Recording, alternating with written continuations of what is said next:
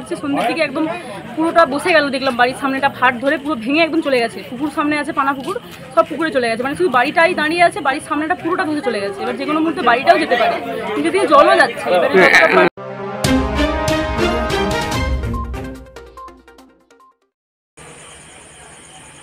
নমস্কার, ঘাটাল স্থানীয় সমাজের পক্ষ থেকে আমি সুদল। এই মুহূর্তে আমি আছি পদ্মাপুর মসজিদ তলায়। এই মুহূর্তে সবচেয়ে বড় ঘটনা যে ঘোগরা হয়েছিল একটা ওখানেই, কিন্তু এখানে দেখতে পাচ্ছি এই মুহূর্তে 7-8টা বাড়ির টোটাল ধসে নেমে গেছে। আমার এলাকার আমার প্রতিনিধি সুজিত থেকে দেখাতে বলবো যে কী অবস্থা। দেখতে পাচ্ছেন যে টোটাল ধসে গেছে। এলাকাবাসী খুব আতঙ্কিত আছে।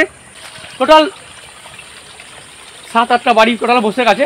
দেখতে পাচ্ছেন এই মুহূর্তে পদ্মাপুর পাঞ্চাদা পদ্মাপুর মসজিদ তলা দেখতে পাচ্ছেন, বাঁওড় বাঁধের ঢালে ঠিক দেখতে পাচ্ছেন পুরো বাঁধ ধসে বসে গেছে। এলাকাবাসী খুব আতঙ্কিত এবং এই পরিবারগুলো খুবই আতঙ্কিত আছে। এবারে এলাকাবাসীকে জিজ্ঞাসা করে নেবো ঘটনা কখন ঘটেছিল। ঘটনাটা ঘটেছিল দুপুরে একটা হালকা ছোট গর্ত দেখা দিয়েছিল, কিন্তু একটা গর্তটা কিছুক্ষণের মধ্যেই বৃহৎ আকার ধারণ করে। এবারে লোকাল যারা আছে স্থানীয় মানুষজন কাজকর্ম শুরু করে, কিন্তু 5টা থেকে 5:30টার মধ্যে মানে এলাকার একটা বিরাট এলাকা জুড়ে প্রায় 7-8টা বাড়ি জুড়ে একটা বড় ধস নেয়। এবার আমাদের এটাই ভয় যে যেখানে ধসটা নিয়েছে নদী তো পুরো ভর্তি, আর এখানে নিচে পুরো খাল আছে, তরল পাঁক। এবার আমাদের খুব ভয় হচ্ছে যে এখানে 7-8টা বাড়ির সাথে সাথে যে পুরো 81টা গ্রাম, তার সাথে আমরা সামনে আছি, মানুষের জীবন জীবিকা ফসল পুরোটাই আমরা পিছিয়ে যাব। তবে এলাকার প্রশাসনের কাছে আমাদের অনুরোধ, ঊর্ধ্বতন প্রশাসনের কাছে, যে এখানটা দ্রুত স্পেশাল টিম দিয়ে পাঠিয়ে যেন দ্রুত কাজ করার ব্যবস্থা করা হয় এবং গ্রামবাসীদেরকে 81টা গ্রামের মানুষজনকে রক্ষা করার ব্যবস্থা করার, এটা আমাদের অনুরোধ করছি আপনাদের। এই মুহূর্তে তো যা পরিস্থিতি, খুবই তো ভয়ানক পরিস্থিতি দেখতে পাচ্ছি, এবং ধসে গেছে, অর্ধেক বাঁধ ধসে গেছে। এই মুহূর্তে স্থানীয় প্রশাসন কীভাবে তৎপরতা কাজ করছে? খুবই ভয়ানক পরিস্থিতি। প্রশাসন সেভাবে দেখতে পাচ্ছি, অঞ্চল প্রশাসনের কাজ মোটামুটি করছে এলাকার মানুষকে সঙ্গে নিয়ে। কিন্তু এখানটা আপনি এটা দেখছেন, কিন্তু ওখানে একটা বাড়ি যদি আপনি দেখেন, একটা বাড়ির পুরো মানে একটা বাথরুম পুরো নেমে গেছে, মানে সেখানে আরও ভয়ঙ্কর পরিস্থিতি।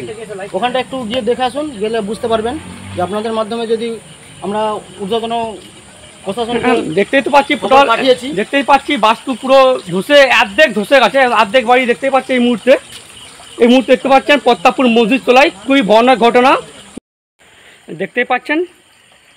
ঘর ধসে পড়ে গেছে, মন্দির ধসে গেছে দেখতে পাচ্ছেন। এই মুহূর্তে আমি আছি পদ্মাপুর গয়লাপাড়ার কাছে, মসজিদ তলার পাশে ঠিক পরপর দেখতে পাচ্ছেন 7-8টা বাড়ি ক্ষতিগ্রস্ত। এই মুহূর্তে নদীপাত ভয়ানক অবস্থা। এই মুহূর্তে কিন্তু স্থানীয় প্রশাসন কাজ করছে, কিন্তু ঊর্ধ্বতন কর্তৃপক্ষ এখনও আসেনি। দেখতেই পাচ্ছেন এই বাড়ি মালিক ঘর ছেড়ে পালিয়ে গেছে দেখতে পাচ্ছেন। ঘরেতে কেউ নেই দেখতে পাচ্ছেন, ঘরে আতঙ্কিত মানুষজন দেখতে পাচ্ছেন, ঘরে কেউ নেই দেখতে পাচ্ছেন, ঘর ফাঁকা করে দিয়ে সবাই চলে গেছে দেখতে পাচ্ছেন। ঘর ধসে গিয়েছে। এই মুহূর্তে আমি আছি পদ্মাপুর গয়লাপাড়ায়, ঠিক দেখতে পাচ্ছেন। এটা গয়লাপাড়া ঘোষপাড়া, এটা দেখতেই পাচ্ছেন পদ্মাপুর ঘোষপাড়া দেখতে পাচ্ছেন।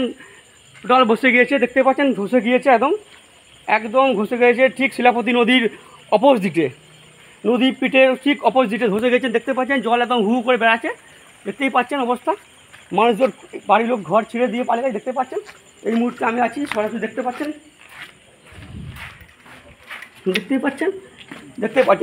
পর তো ঘর ছেড়ে পালিয়ে গেছে দেখতে পাচ্ছেন। এই মুহূর্তে দেখতে পাচ্ছেন মানুষজন নেই দেখতে পাচ্ছেন, মানুষজন ঘর ছেড়ে পালিয়ে গিয়েছে দেখতে পাচ্ছেন। খুব ভয়ানক অবস্থা, যে কোনো মুহূর্তে কী হবে বলা যাচ্ছে না, খুবই অবস্থা খারাপ। দেখুন আপনারা দেখুন মন্দির ধসে গিয়েছে দেখুন। হ্যাঁ, আমার বলতে আমার বাবা, আমার দাদুর বাড়ি, আমার বাপের বাড়ি। এটা ঘটনাটা কখন ঘটেছে?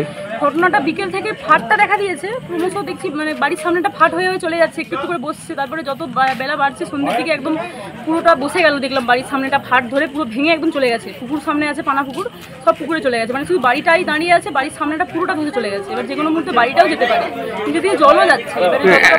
এখন কি তাহলে বাড়িতে আছে না? বাড়িতে আমরা কেউ থাকার মতো অবস্থায় কেউ নেই। বাড়ি থেকে যতটা যা পারা গেছে জিনিসপত্র, খাবার দাবার যেগুলো না নিয়ে নয় সেই সমস্তগুলো বার করতে পেরেছি, সব বার করা তো সম্ভব নয়। যতটুকু পেরেছি বের করেছি, বের করে চলে এসেছি, নিয়ে আপাতত বাঁধে দাঁড়িয়ে আছি, সব জিনিসপত্র বাঁধে নিয়েই চলে এসেছি। কোথায় থাকবো কী করবো কিছু জানি না। প্রশাসন থেকে কিছু সাহায্য আসছে? প্রশাসন থেকে এখনো পর্যন্ত কোনো সাহায্য আসেনি। ফোন করা হয়েছিল এসডিওকে, এবারে জানি না তিনি আসবেন কিনা।